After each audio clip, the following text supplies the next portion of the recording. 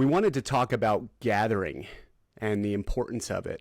Can you give us what gathering entails and what's like the significance in the season of Revelation? Yeah, it's a great place to start, especially if we have a lot like some new people that are kind of Yeah. unfamiliar with Wolf Game and how things work. So right now, I'm a gathering maxi, even though I am breeding. But so the way this works is the farm, or I should say the Verdant Valley in Wolf Game produces a certain amount of resources every day, farm wide across each community, and sheep are the gatherers of the game, right? So um, right now, there's honestly never been a more attractive, or I should say, more uh, a better time for gathering than honestly right now because of the recent update with season one, and specifically shiny boxes. So when you're gathering with a sheep, which all you got to do is connect your wallet to the game. If you have a sheep, you can go up to any resource um, in a community where your sheep is at and start collecting wood or stone or water, or grass as well. So obviously resources have different use cases and whatnot. But as your sheep gather these resources, um, you also have a chance of finding a shiny, a little box that you can either open and see what's inside or sell it for wool on the market. So I've been doing a little bit of both. I've been opening some of my boxes and selling some of my boxes.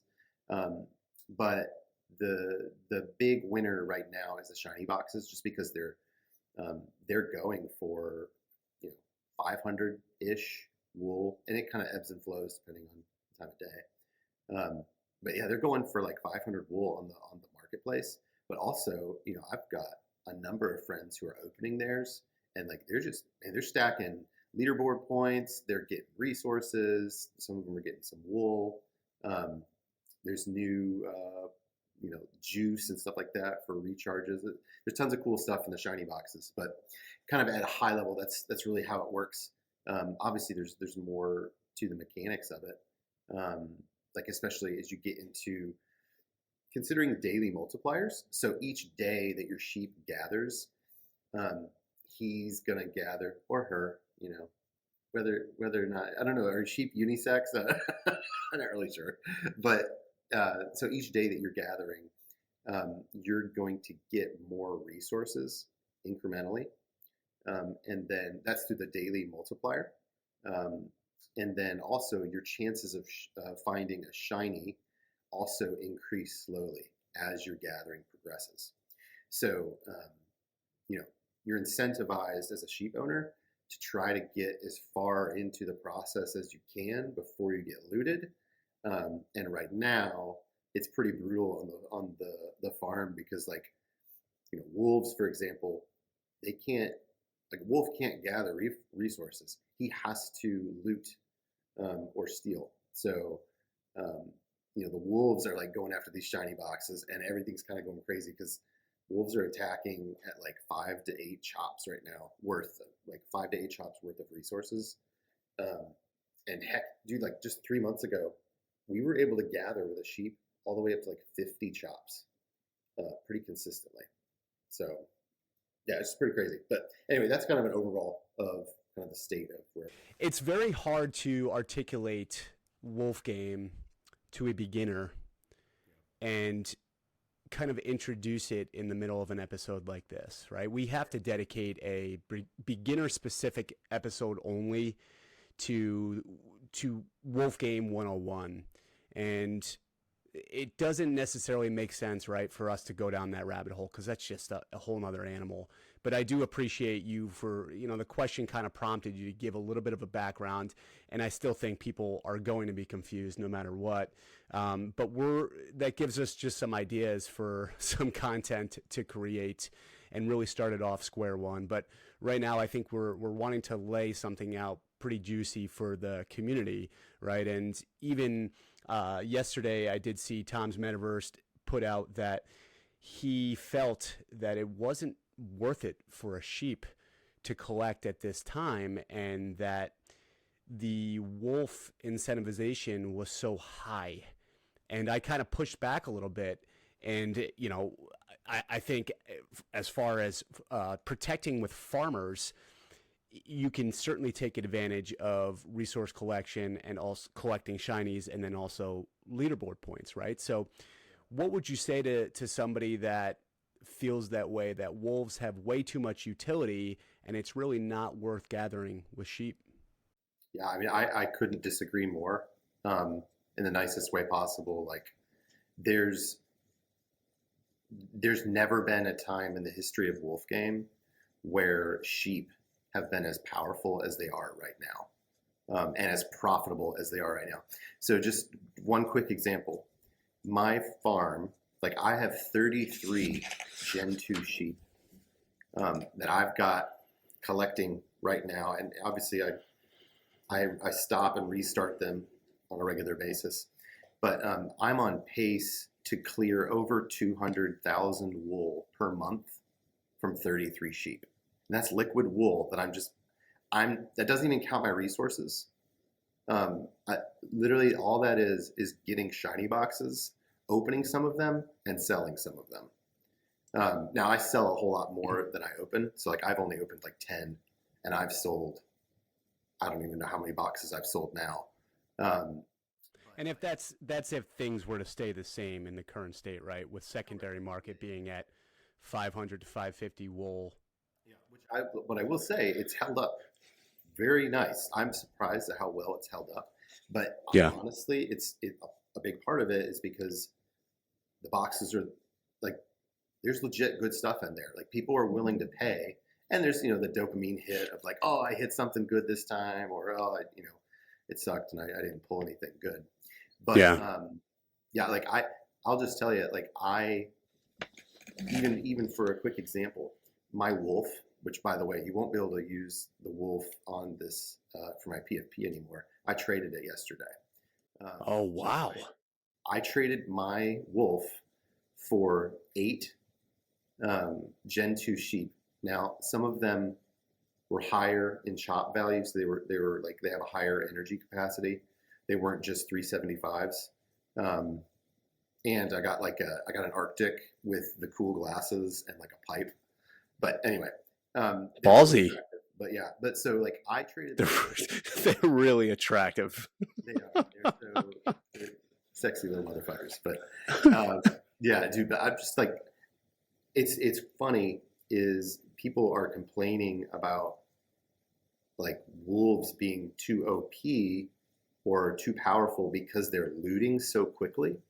But the only reason that's happening is because sheep are like what they're collecting is that valuable, right? So, yeah, if you just set your flock to gather and then you don't actually like finish your collections, it would be better for you to not collect at all. Okay.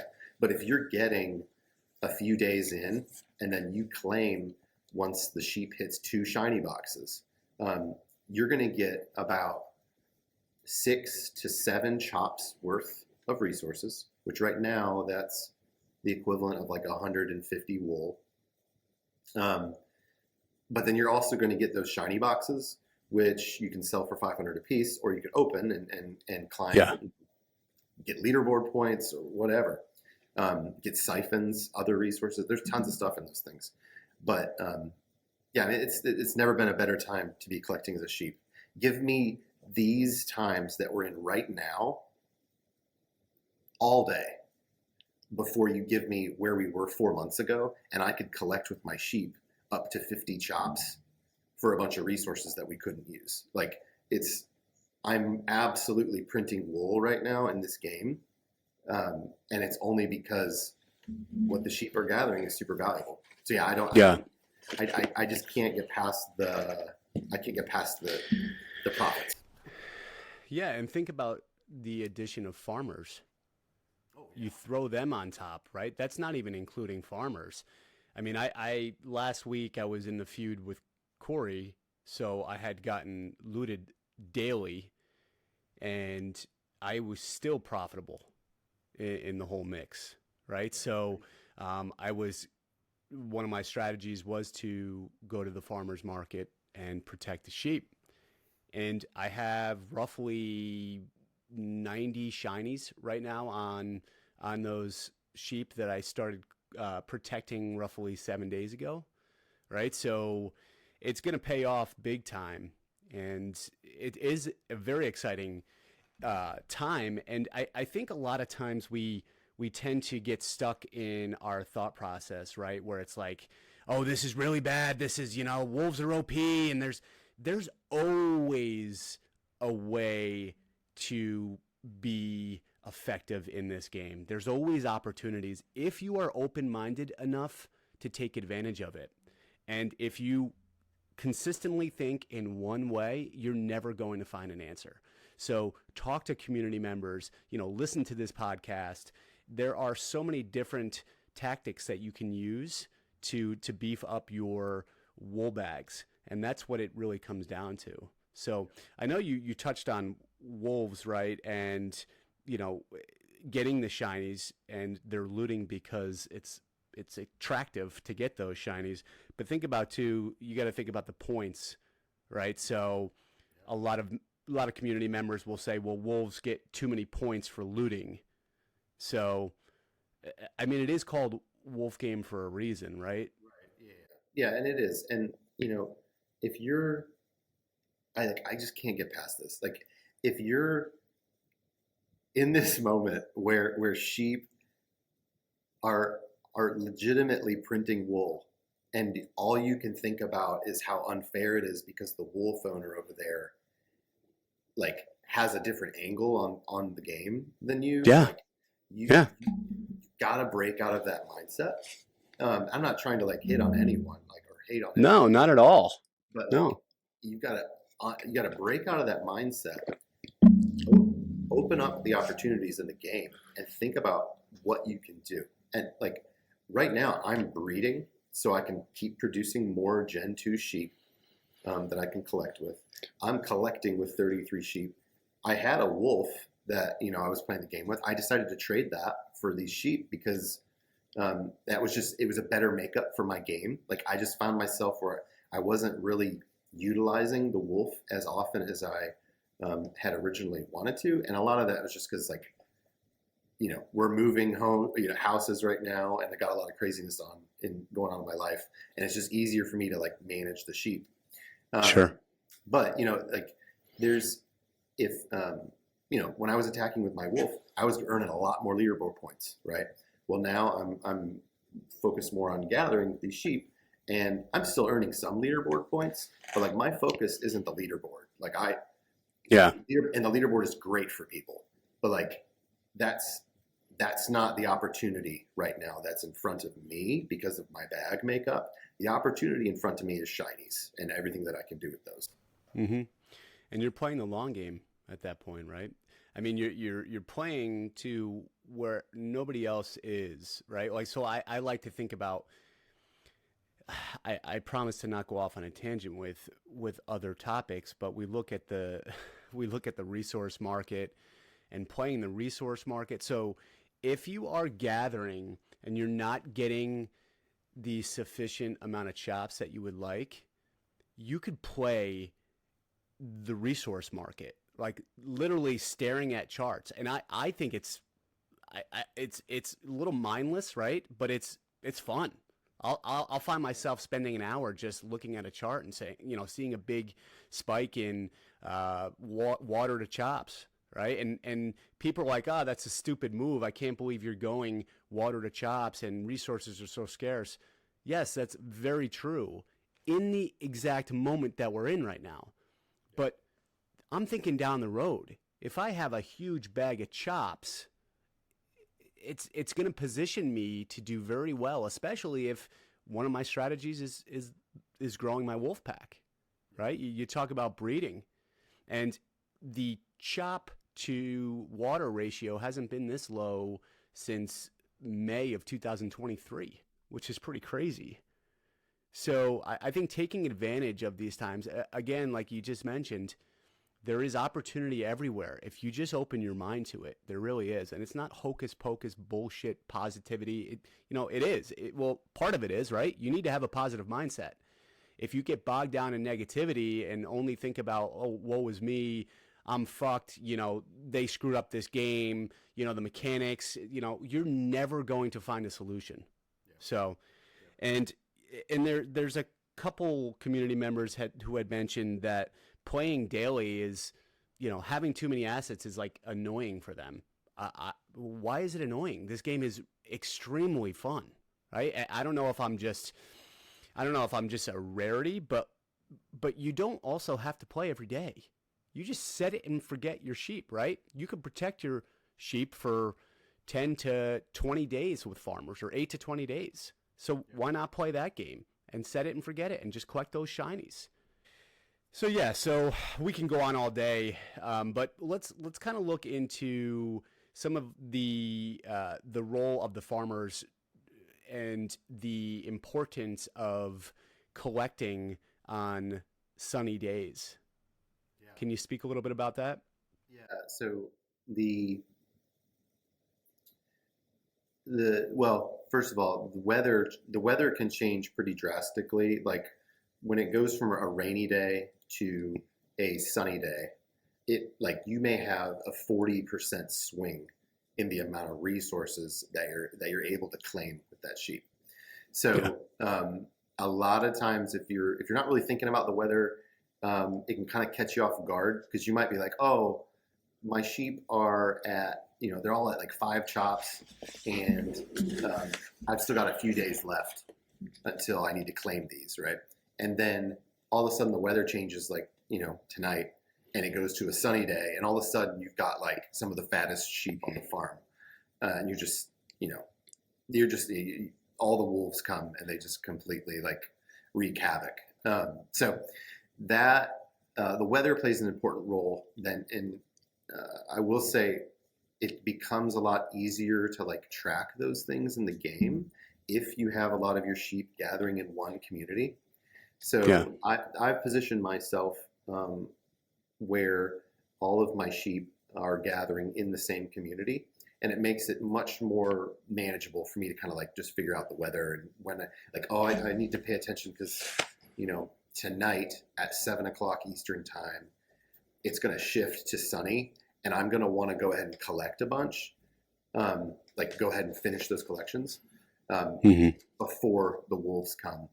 So if I was trying to do that across like 10 different communities, it would be so impossible. So placement on the board, placement in the game for your sheep, it really does matter, and it makes the game much more playable. So like those are things that I think a lot of people may not be considering, and there are some trade-offs for that, but overall I'd say that was a big move that really helped me out.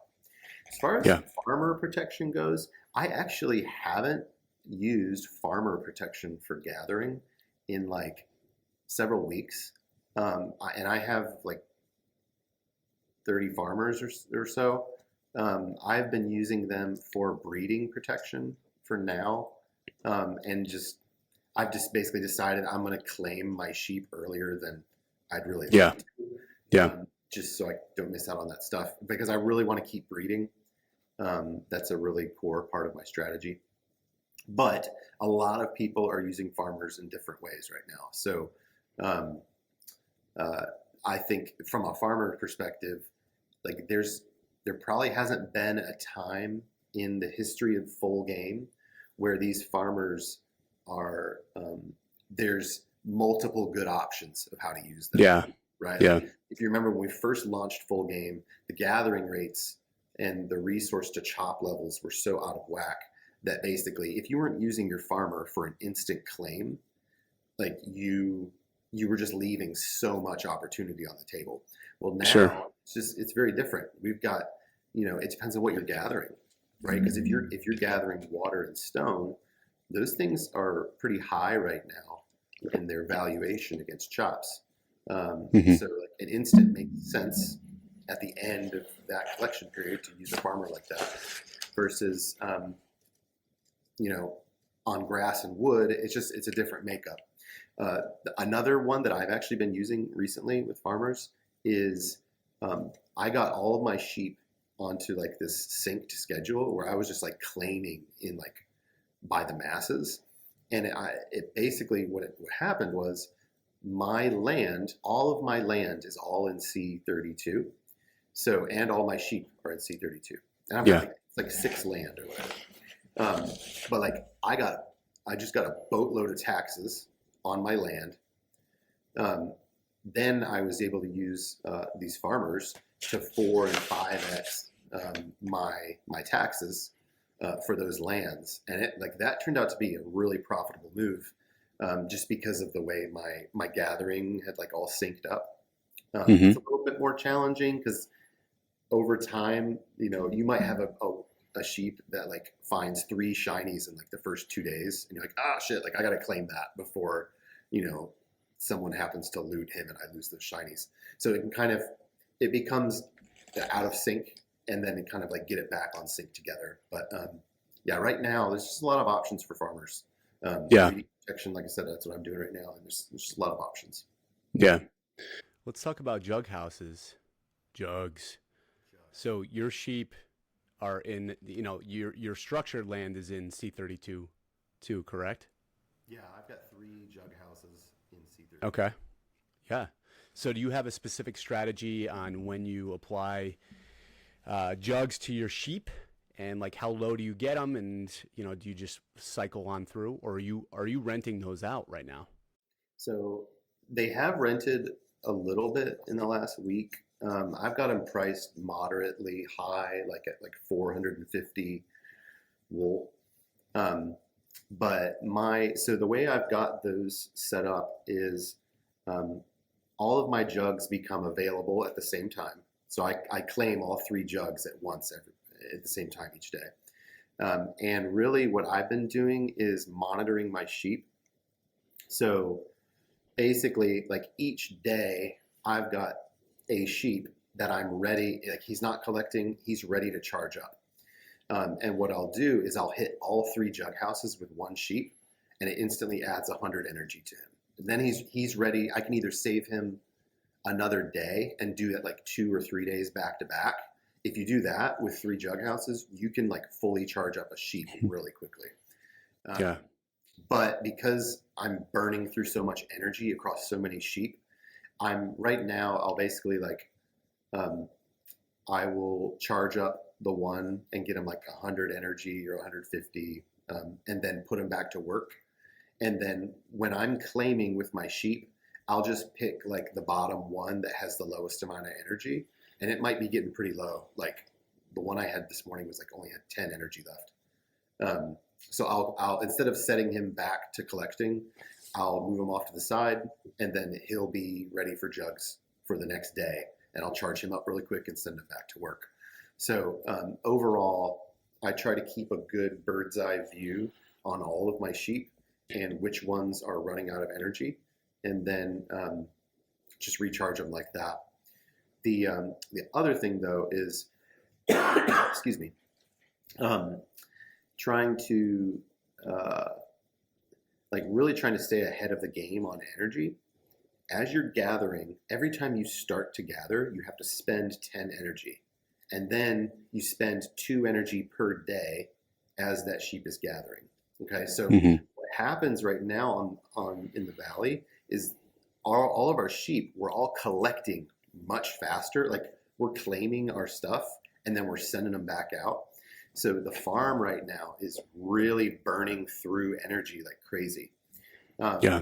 and if you're in a position, either with farmers, um, or you've prepared and you've been charging your sheep for the last 90 days, um, you're in a spot where you may not need that energy as bad as the rest of the people playing the game, and that means that you can sell your jugs for a decent profit. So that's kind of like what I've had my focus on.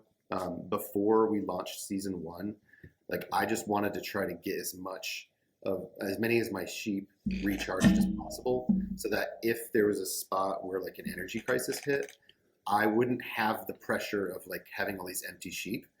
I've got fully charged sheep, and I'm not collecting as often, so like I'm not burning through as much energy, and it allows me to sell my jugs to other people for a higher markup, which is kind of cool. Hmm. Yeah. We may finally see that energy crisis that we've been talking about for the past year and a half, right? Things should be getting interesting, and think about too the wolf energy crisis. So for those that are looting sheep so quickly, right? And going back to that comment about wolves are OP, right? You're going to have to charge up that wolf, and that wolf is expensive to charge up. So things change very quickly in Wolf Game, and they will continue to, and that's the exciting thing. I love the idea that a new season is down the road, right? So we don't know how long this season is, but there's definitely OP and ways to take advantage of the markets, what's going on in the game. Every single asset has a positive to it. So you just got to kind of, I liked your idea of, in a sense, simplifying things. If things are too chaotic, just simplify. If you have too many assets, sell some or move them all to the same community. Make it easy. Yeah. You're making it too hard, and then it's not fun anymore. Yeah. No So one wants to be like bogged down by a bunch of stuff that they got to keep track of. And, yeah, and the we cool thing is the team has really implemented a number of things to make the game more playable. yeah. Even down to like the filters that are on the quick view filters and stuff like that um, on the game interface. Like there's a lot of subtle changes they've made over the last Mm-hmm. like 90 days. I think that has made the game much more playable for all of us that are here playing season one. Yeah. Anything about the stats that came out last night that struck you? I think the biggest like to me the biggest impact was just like seeing everything at like a high level and being like, wow, like this this is how making the valley more fun and exciting and engaging and creating new ways for players like us to really you know have our own kind of like path forward in the game.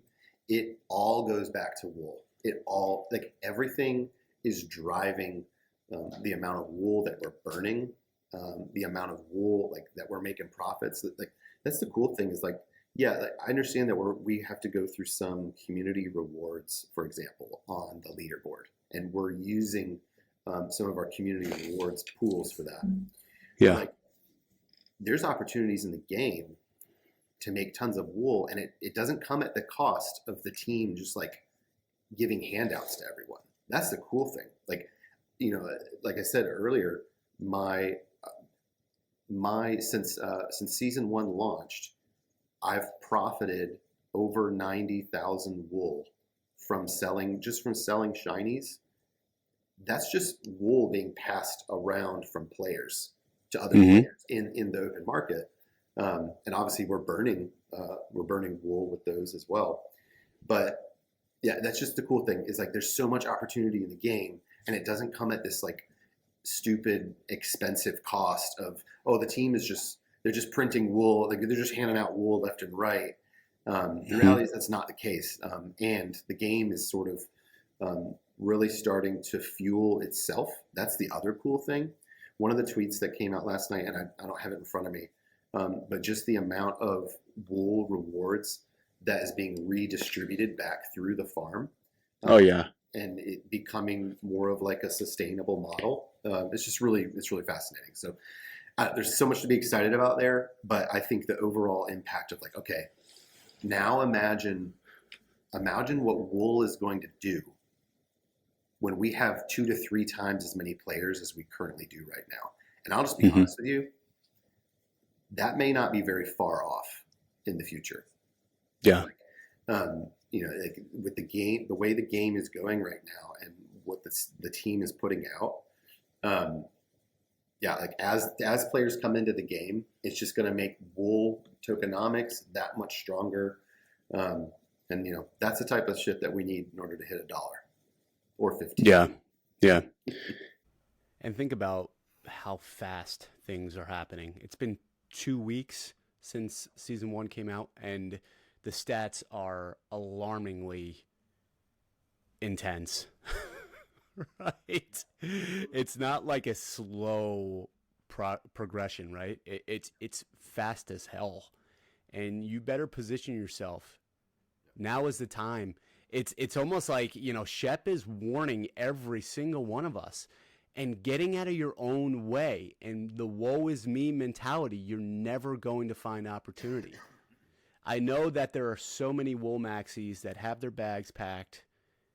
I have yet to have my bags fully packed in the wool arena, and I'm just waiting for more liquidity so that I can dump it into wool and position myself. But I'm happy with the way pricing is. Listen, we're all down bad, right? But if we focus all of our energy on that, we're only going to attract more shit into our life.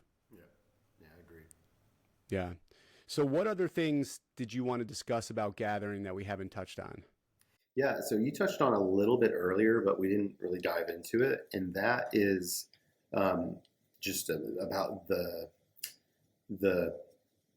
I'll just say the chops equivalent of the resources that you're gathering, and kind of talk a little bit about that. So like, um, there's the one angle that you kind of hinted at where, hey, you can actually trade these resources back and forth in the marketplace and do pretty well there. Um, that is one POV that I think is a great part of the game. It's probably not for everyone. Like some people are just they're gonna enjoy that more so than maybe some others. But Mm-hmm. I think a big part of gathering is being able to know, okay, do I need to be gathering resources and hoarding the resources? Or do I need to be gathering resources and immediately trading them for chops?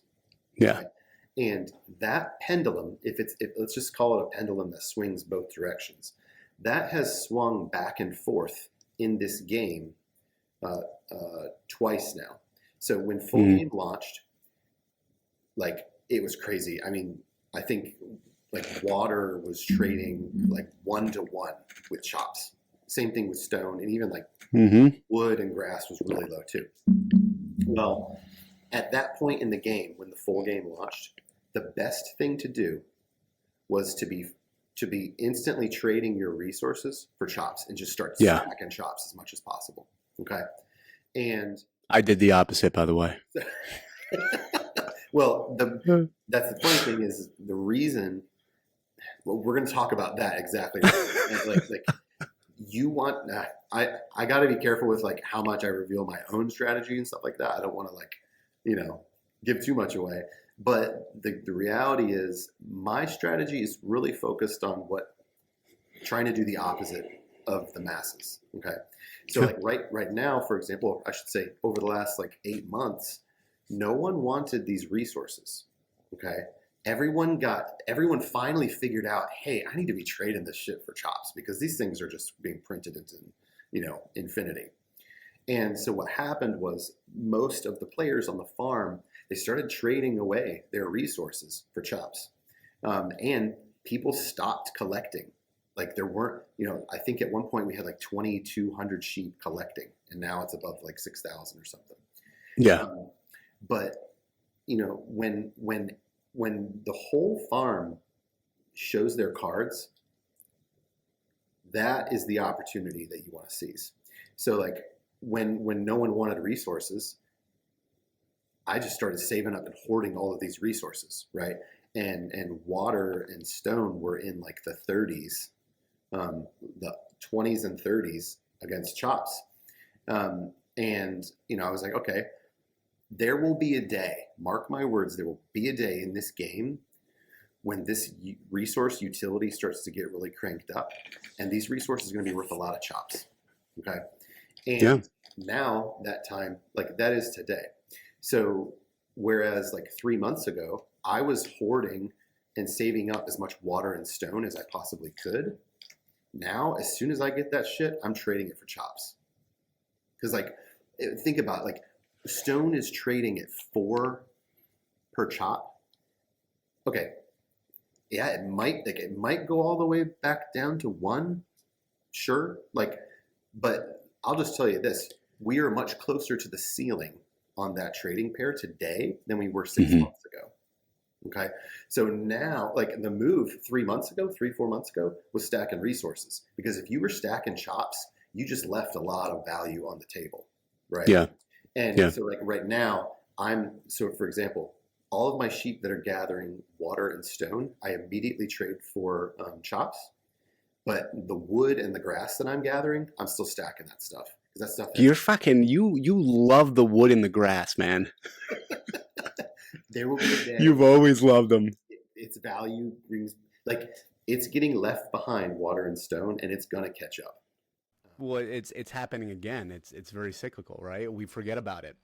And I do know that the players that were stacking grass predominantly, like yourself, have made out very well. If your strategy was okay, you're going to leave me grass at these prices, I'm going to breed the shit out of my wool or my sheep, right?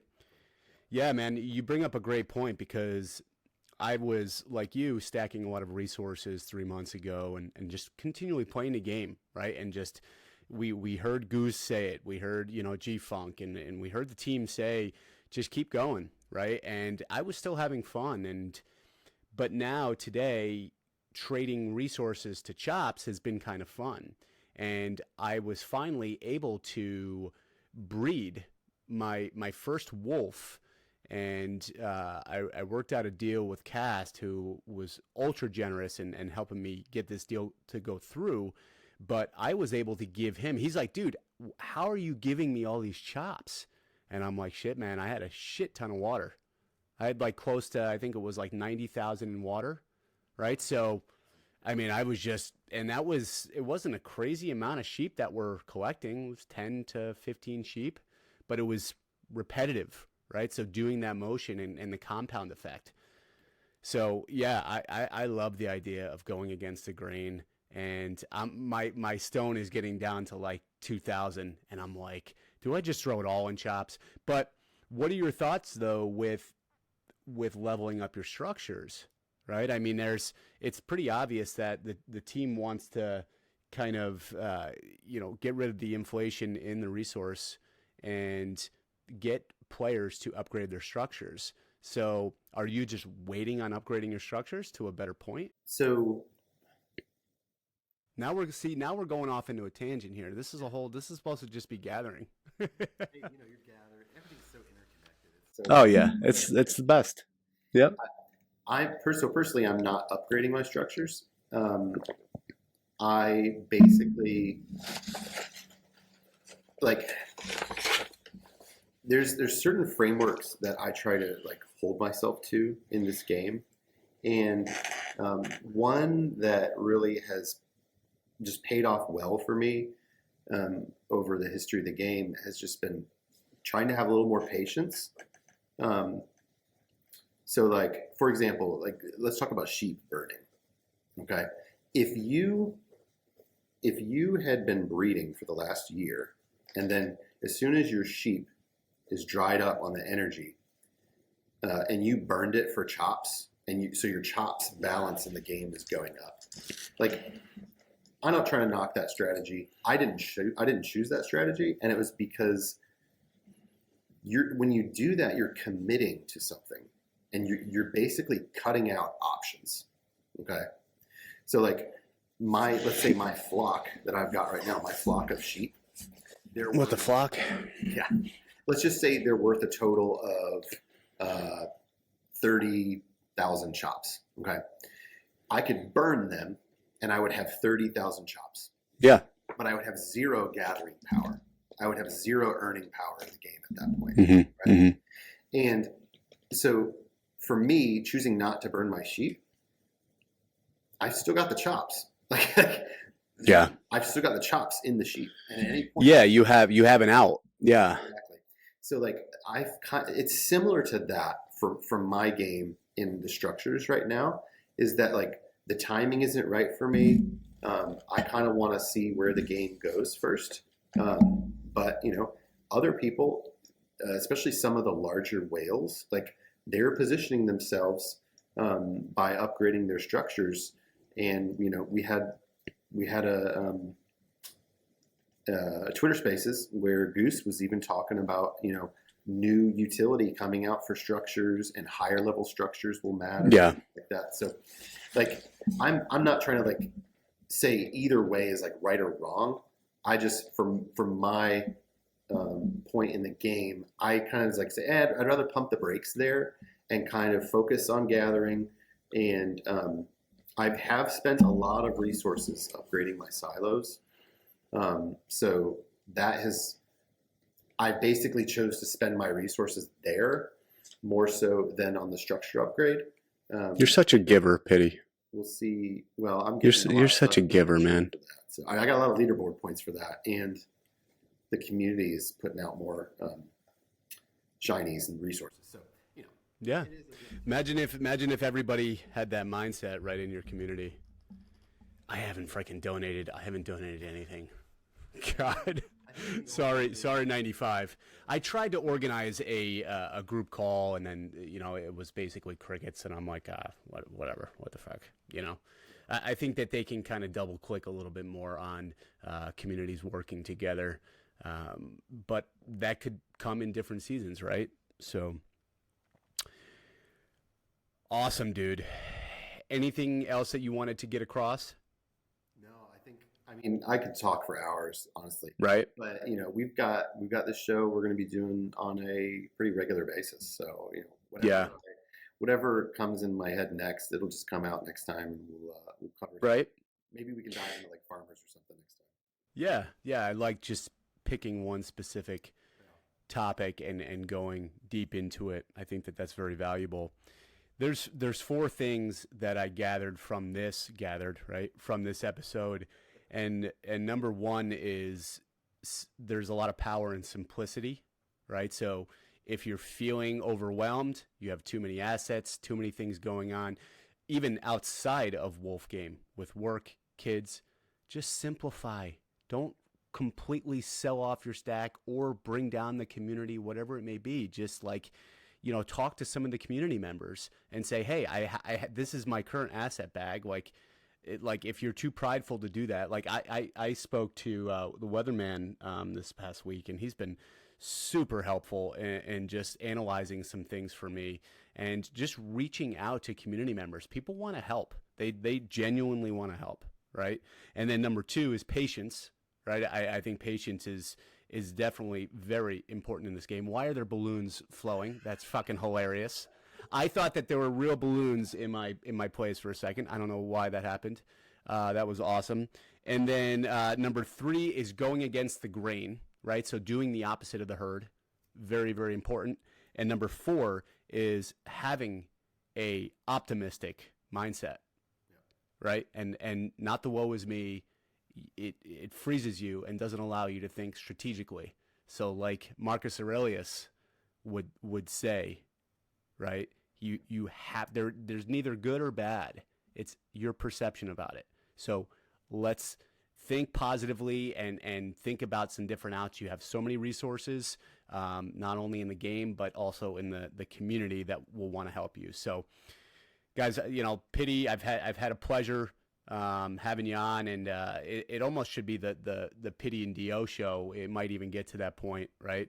But there's so many awesome things in the pipeline, and also to Term, man. Term still gets it every single day. You could tell he getting Term. There's only so much he can take, but he is phenomenal, and he's a great leader, and we're stoked to have him on leading the charge too with Goose and G Funk and Crunch and Richard and some of the other quiet devs back there, the ones that created Cave Game that we don't know who are. Don't know who are. That doesn't make sense. But the Shepherd, if you're out there too, man, I mean, again, there's so many people that think he's gone. I wouldn't be surprised if he's still here and working with the team and guiding. So it's been a pleasure. Hit that freaking subscribe button, man. And what do we have, like 90 subscribers? I mean, screw you guys. I don't understand why you're not subscribing. Even if you don't like me or Piddy or any of our guests, just fuck you. Just fucking subscribe. Hit the subscribe button. Jeez. Yeah, it's crazy. All right, dude, It's a pleasure. I got to jump on with Cryptokyo and Castorino, and we're going to talk about peak strategies.